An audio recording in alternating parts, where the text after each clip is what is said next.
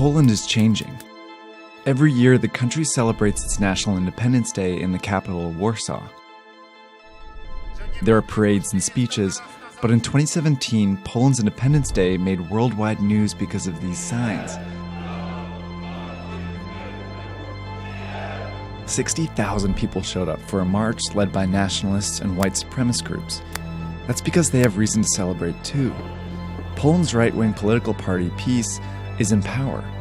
After winning the presidency and a majority in parliament, they've ignored the constitution, taken over the courts, purged the military, and cracked down on the media. PiS is bringing authoritarianism back to Poland and openly rebelling against the European Union. It's a shocking turn for a country that just a few years ago was hailed as one of Europe's most promising young democracies. So, how did this happen, and can it be stopped?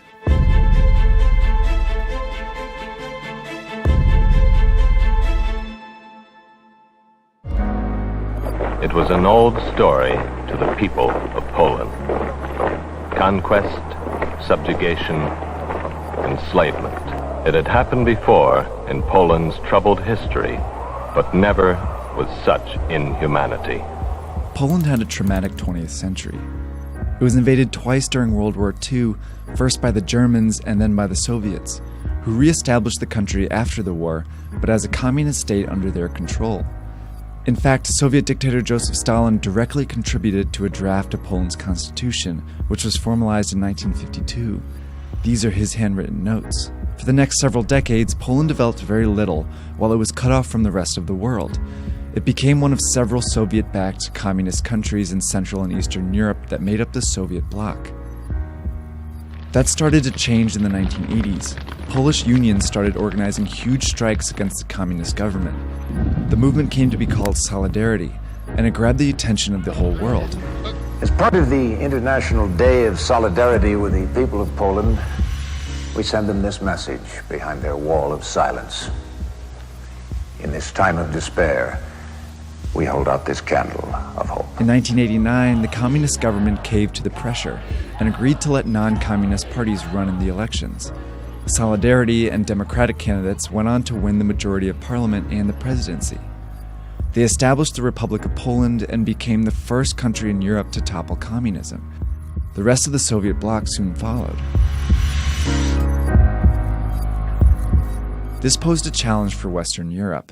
We cannot aim at anything less than the union of Europe as a whole, and we look forward with confidence to the day when that union will be achieved.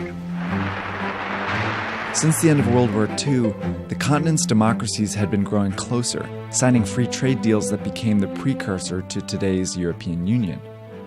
At first, the trade deals just covered coal and steel, but as they grew to include agriculture, energy, and other markets, more countries joined, making Europe more economically and politically integrated than it had ever been before.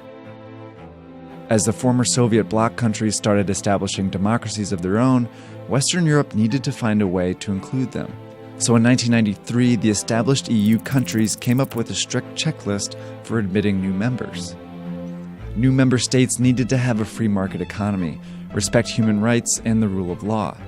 That meant courts had to be independent and impartial, so everyone could get a fair trial. These EU rules helped bring former communist countries in while also keeping them from sliding back into authoritarianism. They were designed to keep the peace in Europe. Poland joined the EU in 2004, and because of Solidarity's success, it became one of the most promising new members. Each year after it joined, Poland received millions of euros to help fund highways, schools, hospitals, and modern infrastructure. By 2014, Poland became one of the EU's strongest and most resilient members. It even avoided the recession in 2009 that crippled economies worldwide. Polling showed 72% of Poles were satisfied with EU membership, more than any other member state. And Poland's charismatic pro-EU Prime Minister Donald Tusk was chosen to become the president of the EU's European Council. But in his absence, leaders with a very different vision for Poland's future rose to power. In 2015, PiS, Poland's right-wing party, shocked the world and won an absolute majority in the parliament.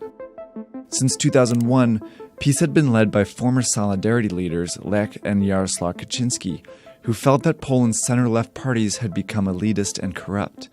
It appealed to Poland's conservative population in rural areas.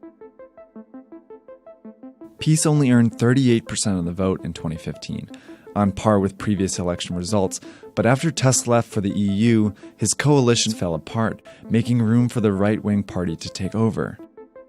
According to PiS, after decades of Soviet control, Poland was now being controlled by the EU. So when it came to power, it pledged to take back Poland's independence, legally or illegally.